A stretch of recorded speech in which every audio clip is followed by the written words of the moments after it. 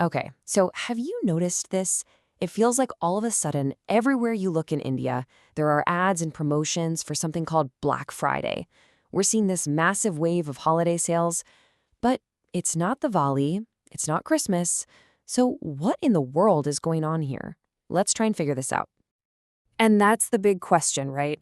Black Friday is famously, the day after American Thanksgiving. It has zero, absolutely no historical connection to India. So how did it end up plastered all over our newspapers and popping up on our shopping apps, thousands and thousands of miles away from where it started? Well, the most obvious answer, the one that probably jumps to mind first, is this idea of cultural imperialism. The theory that a dominant culture, in this case, American culture, is pretty much imposing its ways on everyone else. It's a simple explanation, for sure, and honestly, there's some pretty solid evidence for it. I mean, you see it everywhere, especially if you're in a big city.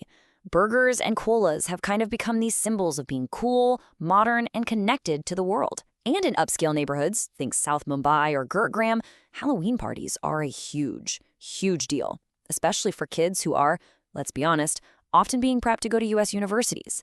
And then bam, you see Black Friday sales. It just kind of fits right in, doesn't it? Now, this is where it gets really interesting. A lot of people celebrating Halloween in India probably have no idea about Bhut Chaturdashi. It's a very similar Bengali festival that happens right around Diwali. So you have this adopted, Americanized holiday that's basically overshadowing a local one. That really makes the case for cultural imposition seem pretty strong, right? But wait a minute. Is it really that simple? Is India just passively soaking all this up like a sponge? Or is there something more complicated, something uniquely Indian going on here? Let's dig a little deeper than that first theory. So instead of thinking of it as a passive takeover, what if we see it as an active adaptation? This seems to be driven by a real curiosity and, let's face it, a perpetual desire to celebrate. Well, pretty much anything. As we love to say in India, we are like this only. It's not about being forced into something, it's about choosing to embrace it with enthusiasm. And I love this quote. It just nails it. The pizza is just a paratha that went abroad for higher studies. It captures the idea perfectly. A concept doesn't just get copied, it gets transformed. It comes here, gets a full-on Indian education, and emerges as something totally new. You recognize it, but it's different.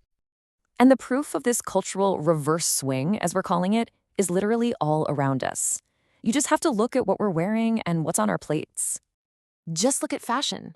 It follows the simple, brilliant formula. A global item, like jeans, shows up.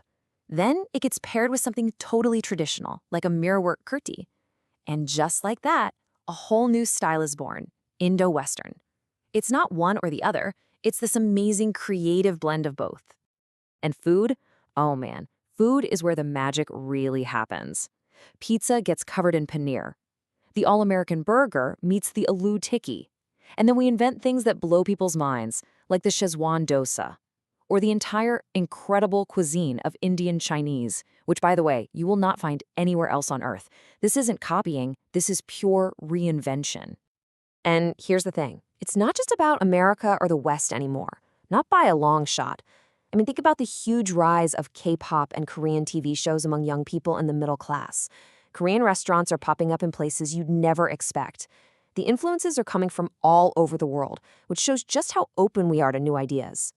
Now, you might be thinking this is all pretty new, a product of the internet and globalization. But actually, this incredible ability to adapt is rooted deep, deep in India's history. It's practically an ancient tradition. It all goes back to this. This verse from the Rig Veda, one of the oldest texts in the world, basically lays out the philosophical blueprint. Let noble thoughts come from all sides. That's a thousands of years old invitation for cultural exchange. It's amazing. And you can see this playing out across history, from ancient trade with Rome and Mesopotamia to the fusion of styles in medieval architecture and music, all the way to modern Indian English giving the world words like prepone. It's always been a two-way street. Ideas flow in and ideas flow out. Okay, so let's put it all together. Where does this leave our friend Black Friday? Is it a sign that Indian culture is being taken over, or is it something else entirely? Time for the verdict. There's this classic Bollywood song lyric that sums this all up just perfectly. My shoes are Japanese, my trousers are English, but my heart is still Indian. You can adopt things from all over the world, but your core identity, your heart, that stays Hindustani.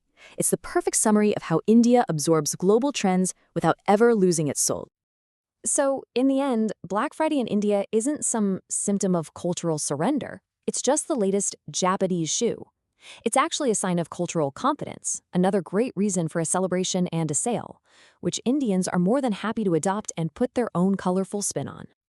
And this process, this endless cycle of adopting, adapting, and creating something new is what keeps the culture so alive and so dynamic.